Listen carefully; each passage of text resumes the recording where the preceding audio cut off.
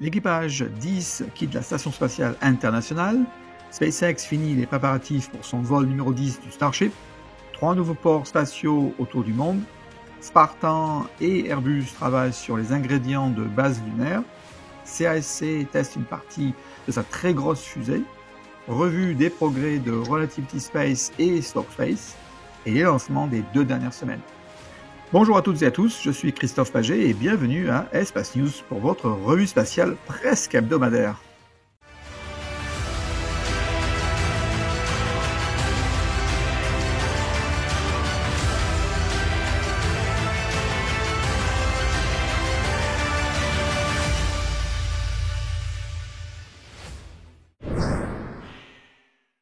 Vous avez peut-être remarqué que je n'avais pas sorti de vidéo la semaine dernière. Un peu de vacances ne fait pas de mal. Donc cet épisode résume les 2 dernières semaines. Je vais essayer de le faire le plus court possible. À commencer par la mission Crew 10 de SpaceX a réussi son retour sur Terre, marquant la fin de sa mission de longue durée à bord de la Station spatiale internationale. Les 4 membres d'équipage sont 2 astronautes de la NASA, commandant Anne McClain et le pilote Nicole Ryer, ainsi que l'astronaute de JAXA, Takuya Onishi, et cosmonaute de Roscosmos, Kirill Peskov.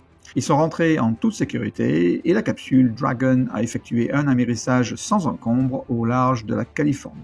Le retour a eu lieu le 10 août 2025 et ce retour a également permis à l'équipage de ramener sur Terre les résultats d'expériences scientifiques menées dans l'espace. Vous vous rappelez peut-être dans ma dernière vidéo que SpaceX avait effectué des essais moteurs statiques du Starship numéro 37. Ils ont découvert un problème avec un des moteurs et l'ont donc remplacé et ont donc dû effectuer un autre essai, mais cette fois-ci seulement un test de préamorçage de la rotation des moteurs. Le Starship a ensuite été ramené au site de production pour préparer son vol numéro 10. SpaceX a déclaré qu'il comptait lancer le premier étage super lourd numéro 16 et son Starship numéro 37 pour son essai en vol numéro 10 à partir du 25 août. C'est donc pourquoi l'installation temporaire de test du Starship a été enlevée et SpaceX a même commencé à installer le système de terminaison de vol sur son premier étage comme vous pouvez voir sur votre écran. SpaceX a également délivré son rapport d'incident du vol précédent aux autorités qui leur ont donné le feu vert pour le vol numéro 10. Le problème rencontré par le Starship numéro 35 durant le vol numéro 9 était dû au dommage du diffuseur du système de pressurisation du réservoir de méthane, créant une fuite dans la soute de charge utile. Le logiciel a ensuite interrompu pas mal de choses pour éviter l'explosion du Starship, ce qui a entraîné la perte de contrôle du Starship par l'ordinateur de bord. Le diffuseur a été modifié pour son prochain vol. Quant au premier étage numéro 15, SpaceX a poussé ses limites en effectuant une rentrée avec un angle d'attaque de 17 degrés, ce qui a endommagé le tube de transfert. D'ailleurs, ce tube a été renforcé pour la 3e version du premier étage. Dans la Star Factory, on peut à présent voir le commencement de l'assemblage du premier Starship de version 3, c'est le Starship numéro 39, avec le nez joint à la soute de charge utile. Et au site de lancement, le pas numéro 2 progresse, où on peut même voir les tests de système d'alimentation en propergol. Et de l'autre côté de la route Highway 4, les travaux pour une usine de séparation d'air commencent, ce qui fournira directement au réservoir de SpaceX de l'oxygène et de l'azote. Firefly vient de signer un accord avec Space Kotan pour avoir un site de lancement de sa fusée Alpha au nord du Japon, au port spatial Hokkaido. Le site était utilisé par JAXA depuis 1995 et a été transformé en port spatial en 2021 avec déjà une plateforme de lancement et 2 autres planifiées.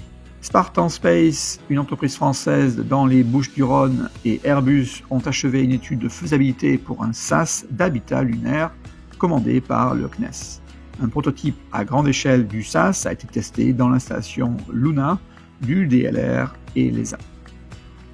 La CSC développe un lanceur Long March 10 pour amener 2 taïkonautes sur la surface de la Lune. CSC vient d'effectuer un essai moteur statique d'une version courte de son Long March 10. La fusée sera composée de 3 premiers étages côte à côte, comme pour la Falcon Heavy ou la Delta IV. 2 compagnies américaines ont également bien progressé dans leur développement, à commencer par Relativity Space, qui construit du matériel pour sa fusée Terran Air, qui verra son vol inaugural en 2026. Ils ont déclaré qu'ils avaient déjà produit 92% de pièces de moteur pour sa Aeon Air pour le premier vol. Ils ont complété la qualification du moteur pour le premier étage et vont commencer la campagne de qualification pour la version à vide spatial de leur deuxième étage prochainement. Et en parallèle, Relativity Space continue la construction du pas de lancement et l'installation pour intégration en Floride. La deuxième compagnie, Stockspace, a montré les progrès de son moteur de premier étage, ainsi que la base de son deuxième étage et son système de protection thermique. Elle prépare aussi le deuxième étage à subir des essais mécaniques et construit son pas de lancement en Floride. La compagnie Atlantic Spaceport Consortium, ou ASC, est la compagnie qui gère le site de lancement dans l'île de Santa Maria, au large du Portugal, vient de recevoir de l'agence spatiale portugaise une licence pour opérer leur site de lancement. Le site sera en premier exploité par Space Forest, un fabricant polonais de fusées sondes, mais on sait déjà que l'ESA a choisi ce site pour son Space Rider et que d'autres fabricants britanniques et allemands sont en discussion pour un tel site de lancement. Mais ce n'est pas tout. Le Canada voudrait également avoir une part du gâteau. En effet, le Atlantic Spaceport Complex, ou ASX, de la compagnie North Space, a commencé à construire le site de lancement près de St. Lawrence, dans la province de Terre-Neuve et Labrador, avec un premier vol suborbital la semaine prochaine. Désolé, il y a pas mal de lancements dans cet épisode, je vais donc essayer d'aller vite. Le 8 août, la compagnie China Rocket a lancé sa Smart Dragon 3 depuis la mer de Chine pour sa mission Geely Constellation Group 4.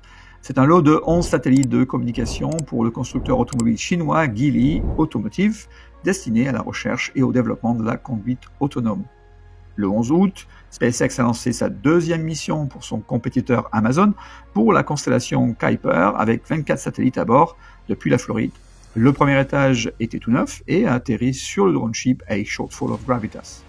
Le 13 août, c'est au tour d'Arianespace de lancer une Ariane 6 avec 2 boosters latéraux depuis la Guyane française pour la mission METOP SGA1, un satellite météorologique européen de seconde génération, le premier d'une constellation de 6 satellites. Le même jour, ULA a lancé depuis la Floride une Vulcan Centaur 4S avec 4 boosters latéraux pour une mission militaire USSF 106. Il y avait 2 charges utiles, l'une est confidentielle et l'autre est le satellite de navigation technologie satellite 3, un satellite de démonstration technologique du Department of the Air Force Research Laboratory, conçu pour tester un générateur de signaux numériques reprogrammable en orbite. Son but est d'améliorer la résilience des systèmes de navigation, notamment le GPS, face aux menaces telles que le brouillage, comme on a vu faire durant la guerre en Ukraine par les forces russes par exemple.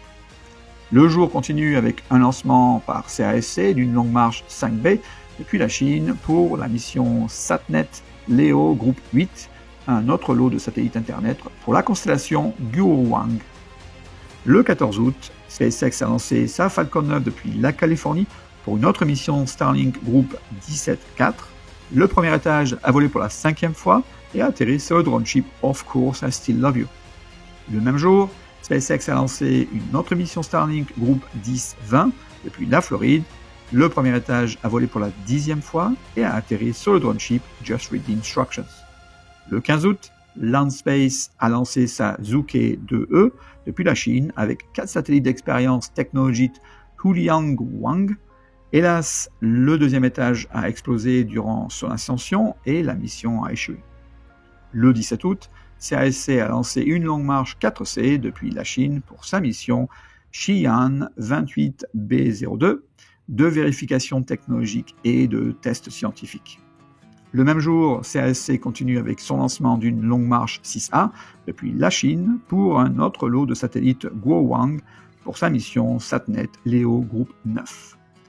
Le 18 août, SpaceX a lancé sa Falcon 9 depuis la Californie pour une autre mission Starlink Group 17-5. Le premier étage a volé pour la 9e fois et a atterri sur le drone ship Of Course I Still Love You. Le 19 août, CAS Space a lancé sa Kinetica 1 avec 7 satellites dont un pour le nouveau réseau chinois d'Internet par satellite appelé Haxiao 2. Et le 20 août, Roscosmos a lancé une Soyuz 2.1A depuis le Kazakhstan pour sa mission Beyond M numéro 2, dédiée à étudier l'effet de l'apesanteur et du rayonnement spatial sur un assortiment d'animaux, de plantes et de micro-organismes.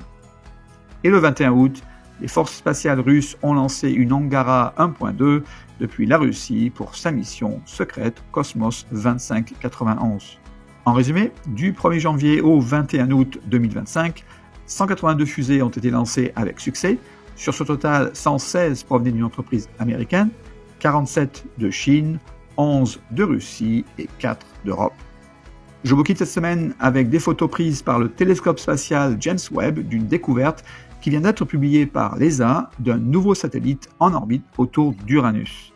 Cette lune, baptisée provisoirement S2025U1, est la 29e lune connue d'Uranus. Elle a été détectée dans des images prises le 2 février 2025. Elle mesure environ 10 km de diamètre et orbite entre les lunes Ophelia et Bianca.